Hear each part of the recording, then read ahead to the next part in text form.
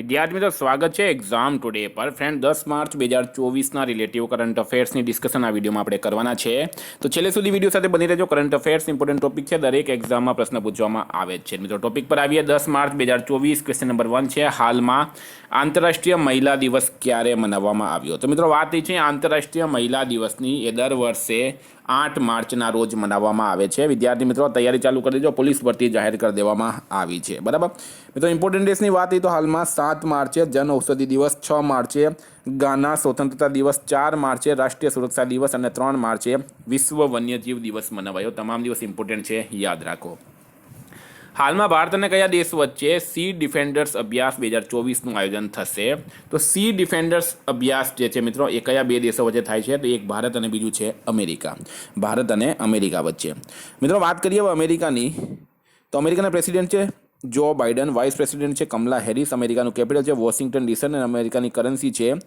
US dollar Bharat America વચ્ચે કોપ India tiger Trump વજ્ર પ્રહાર યુદ્ધ અભ્યાસ આ 4 ડિફેન્સ એક્સરસાઇઝ થાય છે હાલમાં અમેરિકાએ ભારતને 31 પ્રીડેટર ડ્રોન વેચવાની મંજૂરી આપી સ્ટાર્ટઅપ ફંડિંગ વૈશ્વિક રેન્કિંગ 2023માં અમેરિકા ટોપ પર રહ્યું ભારત અને અમેરિકા વચ્ચે સંયુક્ત અભ્યાસ વજ્ર પ્રહાર હાલમાં ઉમરોઈમાં થયો છે ફિનટેક યુનિકોર્નના મામલામાં અમેરિકા ટોપ પર રહ્યું છે હાલમાં લોકાર્પણ કરવામાં આવેલ સિગ્નેચર બ્રિજ ગુજરાતના કયા જિલ્લામાં આવેલું છે તો મિત્રો સિગ્નેચર બ્રિજનું હાલમાં લોકાર્પણ કર્યું છે અને એ આવેલું છે દેવભૂમિ દ્વારકા જિલ્લામાં બરાબર દેવભૂમિ દ્વારકા જિલ્લામાં હાલમાં નરેન્દ્ર મોદીએ આનું ઉદ્ઘાટન કર્યું વેરી ઇમ્પોર્ટન્ટ ફોર એક્ઝામ્સ એના પછી હાલમાં ભારતની પહેલી ડ્રાઈવરલેસ મેટ્રો ટ્રેનની શરૂઆત ક્યાં થશે તો ભારતની પ્રથમ ડ્રાઈવરલેસ મેટ્રો ટ્રેન એની શરૂઆત ક્યાં થશે ફ્રેન્ડ રાઈટ આન્સર છે આમાં બેંગલુરુ ખાતે બરાબર બેંગલુરુ ખાતે ભારતની પ્રથમ ડ્રાઈવરલેસ મેટ્રો ટ્રેનની શરૂઆત થશે વેરી ઇમ્પોર્ટન્ટ ફોર એક્ઝામ વિદ્યાર્થી મિત્રો specially Gujarat police constable PSI LRD માટે એક્ઝામ ટુડેનું લેટેસ્ટ એક વર્ષનું કરંટ અફેર સાથે national games Commonwealth T20 world cup FIFA world cup Olympic Paralympic Covid IPL GI tag બદલે નામ ભારત ગુજરાતના વર્તમાન પદાધિકારી પુસ્તક લેખક company CEO brand ambassador awards GK sports GK G20 summit Ayodhya GK જેવી ટોટલ 44થી વધારે કરંટ અફેર્સની PDF 10,000થી વધારે પ્રશ્નો પૂરા એક વર્ષનું લેટેસ્ટ કરંટ અફેર્સ તો PDF માટે માત્ર ₹250 9510411961 પર Google pay phone pay Paytm કંઈ પણ કરો સ્ક્રીનશોટ મોકલી આપો 2 મિનિટમાં PDF મળી જશે ગઈ તમામ એક્ઝામમાં 100% કરંટ અફેર આપણું પૂછાયું છે હાલમાં ભારતીય સેના ક્યાં સ્વદેશી હથિયારોનું પ્રદર્શન કરશે તો ભારતીય સેના દ્વારા સ્વદેશી હથિયારોનું પ્રદર્શન કરવામાં આવશે મિત્રો રાજસ્થાનના પોખરણ ખાતે બરાબર પોખરણ એ જ જગ્યા છે જ્યાં ભારતે પરમાણુ પરીક્ષણ પણ કર્યું હતું તો પોખરણ રાઈટ આન્સર છે હાલમાં કોણે ઈ ખેડૂત ઉપજ નિધિનું અનાવરણ કર્યું મિત્રો પોખરણ રાજસ્થાનના જેસલમેરમાં આવેલું છે એ પણ યાદ રાખો હાલમાં કોણે ઈ ખેડૂત ઉપજ નિધિનું અનાવરણ કર્યું છે તો મિત્રો ખેડૂતો માટે ઈ ખેડૂત ઉપજ નિધિનું અનાવરણ કર્યું છે હાલમાં પિયુષ ગોયલે કોણે કર્યું છે પિયુષ ગોયલે ખેડૂતો માટે ઈ ખેડૂત ઉપજ નિધિનું હાલમાં અનાવરણ કર્યું છે કેન્દ્રીય મંત્રી છે પિયુષ ગોયલ હાલમાં કોણે ઇન્ડિયા UK અચીવર્સ ઓનર્સ જીત્યો છે તો India UK achievers honours award છે મિત્રો આ કોણે જીત્યો છે તો આમાં રાઈટ આન્સર થશે આમાં એક તો છે મિત્રો જોયા અખ્તર અને બીજા છે અસ્મા ખાન બરાબર જોયા અખ્તર અને અસ્મા ખાન આ બંનેએ India UK achievers honours award જીત્યો છે હાલમાં મિત્રો હાલમાં શશી થરૂરને ફ્રાન્સના સર્વોચ્ચ સન્માન સેવેલિયર ડી લા લોઝન ડી ઓનરથી સન્માનિત કરાયા 77માં બાફટા એવોર્ડ્સ 2024માં શ્રેષ્ઠ ફિલ્મનો એવોર્ડ ઓપનહાઇમરે જીત્યો 58માં જ્ઞાનપીઠ પુરસ્કારથી ગુલજાર અને રામભદ્રાચાર્યને સન્માનિત કરાયા KPP નામ્બિયાર પુરસ્કારથી S સોમનાથને હાલમાં સન્માનિત કરાયા છે નેશનલમાં દોસ્તી કવાયતની કેટલામી આવૃત્તિ યોજાઈ છે તો દોસ્તી કવાયતની હાલમાં મિત્રો 16મી આવૃત્તિનું આયોજન કરવામાં આવ્યું આ દોસ્તી કવાયત કયા દેશો વચ્ચે થાય છે એ તમારે કમેન્ટ બોક્સમાં જણાવવાનું બરાબર કમેન્ટ બોક્સમાં જણાવજો એના પછી હાલમાં કોણ નાટોનો 32મો સદસ્ય દેશ બન્યો છે તો નોર્થ એટલાન્ટિક ટ્રીટી ઓર્ગેનાઇઝેશન નાટોનું પૂરું નામ છે અને એનો હાલમાં 32મો સદસ્ય દેશ બન્યો છે મિત્રો સ્વીડન દેશ કયો દેશ બન્યો છે સ્વીડન દેશ મિત્રો નાટોની વાત કરીએ એની સ્થાપના 1949માં થઈ હતી એનું હેડક્વાર્ટર બ્રુસેલ્સ ખાતે આવેલું છે એના સેક્રેટરી જનરલ છે હાલમાં જેન્સ સ્ટોલ્ટેનબર્ગ વાત કરીએ હવે સ્વીડનની તો સ્વીડનનું કેપિટલ છે સ્ટોકહોમ કરન્સી છે સ્વીડિશ ક્રૂના અને PM છે હાલમાં ઉલ્ફ ક્રિસ્ટર્સન નેશનલમાં કઈ કંપની ભારતમાં ફોર્મ્યુલા 1 ઈંધણનું ઉત્પાદન કરશે? તો કઈ કંપની ભારતની અંદર ફોર્મ્યુલા 1 ઈંધણનું ઉત્પાદન કરશે? તો ફ્રેન્ડ રાઈટ આન્સર છે આમાં ઇન્ડિયન ઓઇલ. ઇન્ડિયન ઓઇલ જે છે એ ફોર્મ્યુલા 1 ઈંધણનું હાલમાં ઉત્પાદન કરવાની જાહેરાત કરી છે.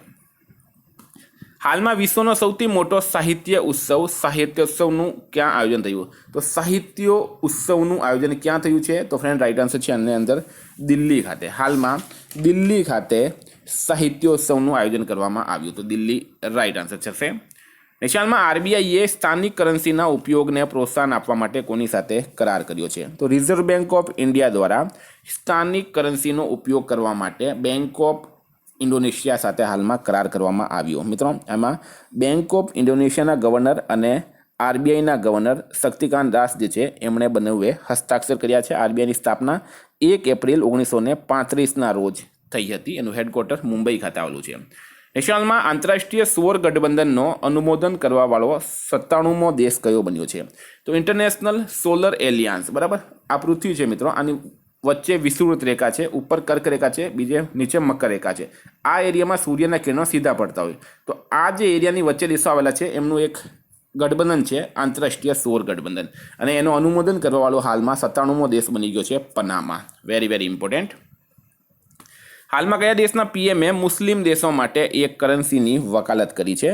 તો મુસ્લિમ દેશો માટે એક કરન્સીની વકાલત કયા દેશના પીએમએ કરી? તો મિત્રો એ કરી છે બાંગ્લાદેશના પીએમ શેખ હસીનાએ. બાંગ્લાદેશના પીએમ શેખ હસીનાએ એક વકાલત એટલે કે એક અપીલ કરી છે કે તમામ મુસ્લિમ દેશોની એક કરન્સી હોવી જોઈએ. બરાબર. હવે મિત્રો વાત કરીએ બાંગ્લાદેશ. બાંગ્લાદેશનું કેપિટલ છે ઢાકા, કરન્સી છે ટકા, બાંગ્લાદેશના પીએમ છે શેખ હસીના અને બાંગ્લાદેશના રાષ્ટ્રપતિ છે મિત્રો અબ્દુલ્લા હમીદ. મિત્રો બાંગ્લાદેશ 1971માં આઝાદ થયો હતો.